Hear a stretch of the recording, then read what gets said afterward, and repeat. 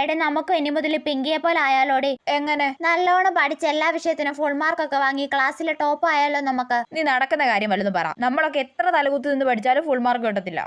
അതും ശരിയാ. എന്നാൽ ഇവക്ക് എങ്ങനെയാണ് ഇങ്ങനെ മാർക്ക് കിട്ടുന്നേ? നമുക്ക് അവളോട് തന്നെ ചോദിക്കാം. എടെ പിങ്കി, നീ ഒരു ദിവസം എത്ര മണിക്കൂർ പഠിക്കൂടെ? ഞാൻ ഫുൾ ടൈം പഠിത്തവാ. ആണോ? നീ രാവിലെ എത്ര മണിക്ക് എണീക്കും? 4 മണിക്ക്. എന്നിട്ട് അപ്പൊ തന്നെ പഠിക്കാൻ തുടങ്ങുമോ?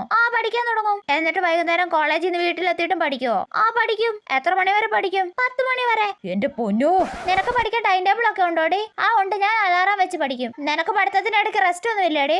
ഉണ്ടല്ലോ. റെസ്റ്റ് ചെയ്യുന്ന സമയത്ത് ഞാൻ ചേച്ചിയും ഗെയിം കളിക്കും. എന്ത് ഗെയിമാ കളിക്കുന്നേ? ഞങ്ങൾ അങ്ങോട്ടും ഇങ്ങോട്ടും ജനറൽ നോളജ് ക്വസ്റ്റ്യൻ ചോദിക്കും. അയ്യേ, എന്റെ പൊന്നോ, ഇവിടെ ഫാമിലി മൊത്തം പഠിപ്പി ഫാമിലി ആണെന്ന് തോന്നടി.